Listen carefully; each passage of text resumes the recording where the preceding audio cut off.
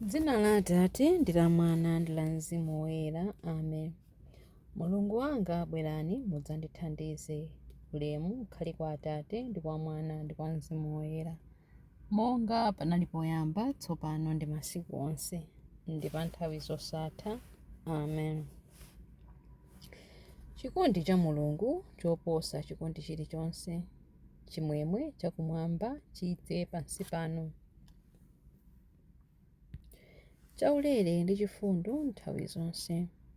Yesu gwero la chifundo chonse, inu mumagawa chikondi changwiro chosamangika.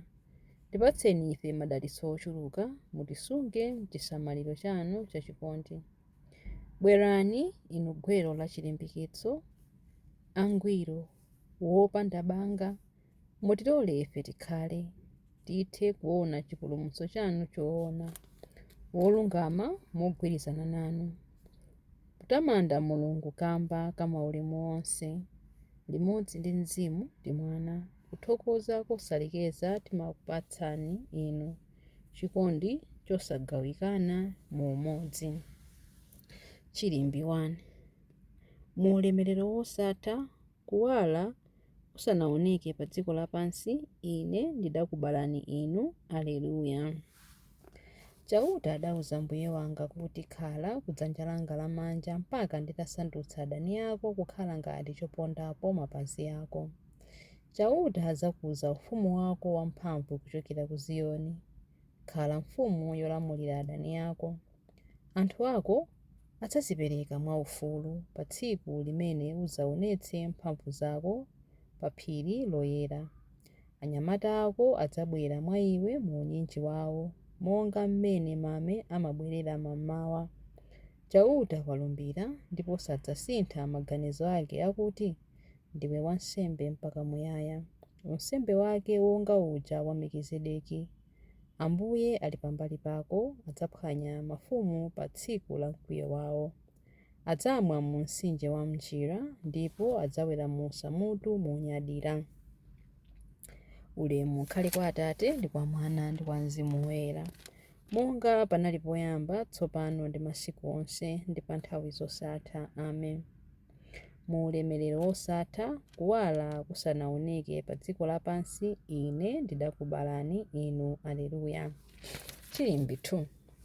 Ngodala anthu amene akumva njala ndi ludzu la chilungamo, chifukwa adzalandira madalitso. Ngodala munthu woopa chauta, wokonda kusunga malamulo ake. Zidzukulu zake zidzakhala zamphamvu pa dziko lapansi. Ana munthuyo adzakhala wodala. Banja lake lidzakhala lachuma ndi lolemera, ndipo kulungama kwake kudzakhala kwamuyaya. Ngakhale nthawi ya mdima, munthu wochita chilungamo ayenda mkuwala, chifukwa ngokoma mtima wachifundo ndi wowongoka.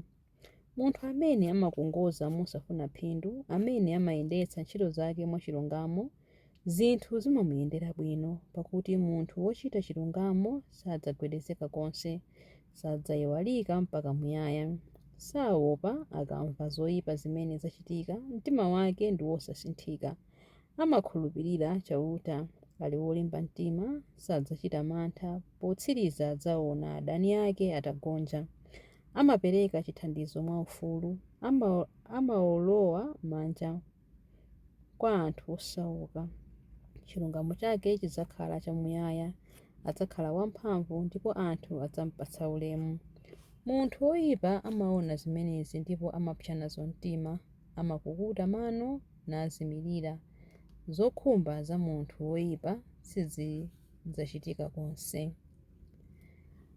Ulemu ukhale kwa Atate ndi kwa Mwana ndi kwa Mzimu Woyera, monga panali poyamba, tsopano ndi masiku onse, ndi pa nthawi zosatha. Amen. Ngodala anthu amene akumva njala ndi ludzu la chilungamo, chifukwa adzalandira madalitso. Chilimbi 3.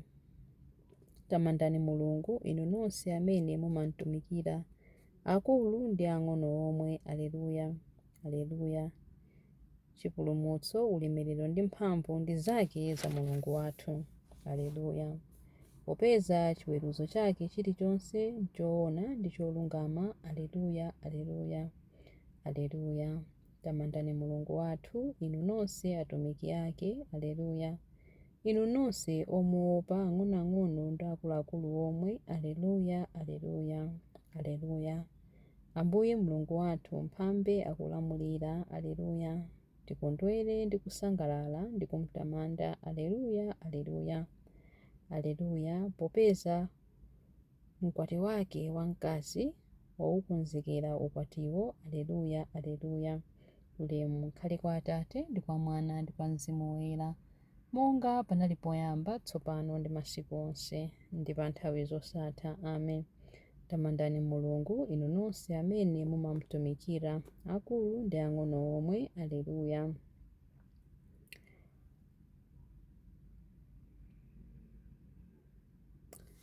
Mawu a Mulungu akuchokera mu buku la Heberi chapter 12 verse 22 mpaka 24. Inu mwafika ku phiri la Ziyoni ndiponso ku mzinda wa Mulungu wamoyo, ndiye kuti Yerusalemu wakumwamba, mmene muli anjelo osawerengeka. Mwafika ku chikondwerero kumene kwasonkhana ana oyamba a Mulungu, amene mayina awo adalembedwa kumwamba. Mwafika kwa Mulungu mweruzi wa anthu onse, ndiponso kwa mizimu ya anthu olungama, amene Mulungu wawasandutsa angwiro kwenikweni. Mwafika kwa Yesu Nkhoswe yokonza za chipangano chatsopano, ndiponso mwafika ku magazi okhetsedwa, amene akutilonjeza zinthu zabwino koposa mmene magazi a Abele ankachitira. Mawu a Ambuye. Tithokoze Mulungu. Chiyankho. Ambuye athu ndi wamkulu, mphamvu yawo ndi yopambana. Ambuye athu ndi wamkulu, mphamvu yawo ndi yopambana. Luntha lake ndi lopanda wolingana naye, mphamvu yawo ndi yopambana. Ulemu ukhale kwa Atate ndi kwa Mwana ndi kwa Mzimu Woyera. Ambuye athu ndi wamkulu, mphamvu yawo ndi yopambana.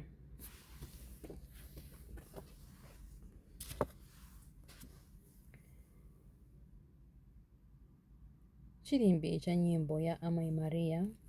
Mtima wanga ukutamanda Ambuye, ndipo mzimu wanga ukukondwera mwa Mulungu mpulumutsi wanga, popeza kuti wayang'ana kutsika kwa mtumiki wake.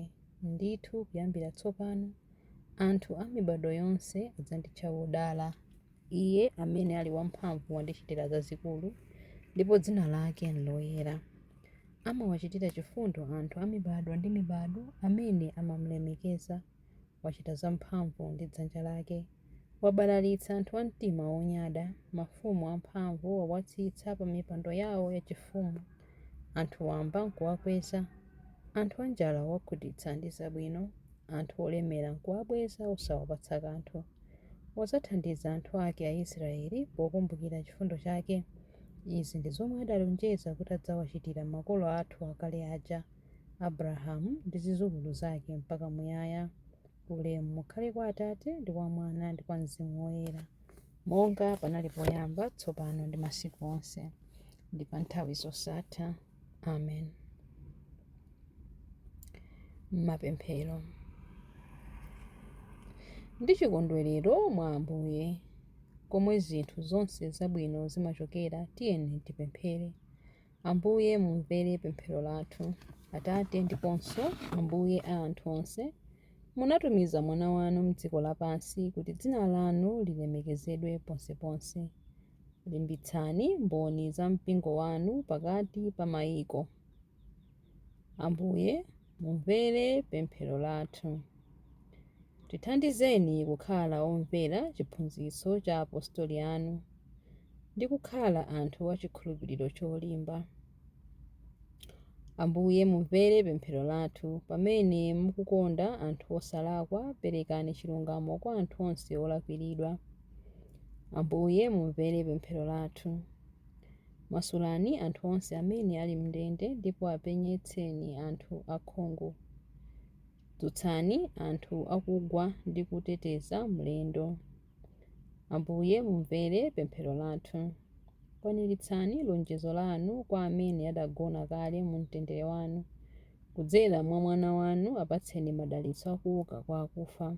Ambuye mumvere pemphero lathu. Ambuye mumvere pemphero lathu pamene tikupemphera kuti Atate athu muli kumwamba, dzina lanu liyeretsedwe, ufumu wanu udze, kufuna kwanu kuchitidwe monga kumwamba choncho pansi pano.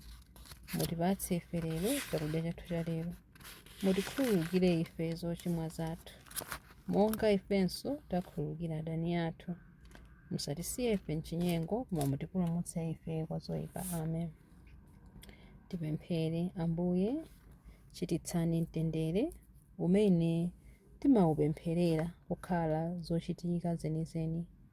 Tithe kukhala m'masiku athu chimwemwe chabata ndiponso ndi chithandizo cha mapemphero a Virgo Maria wodala. Tidzafike ku ufumu wanu mwa mtendere.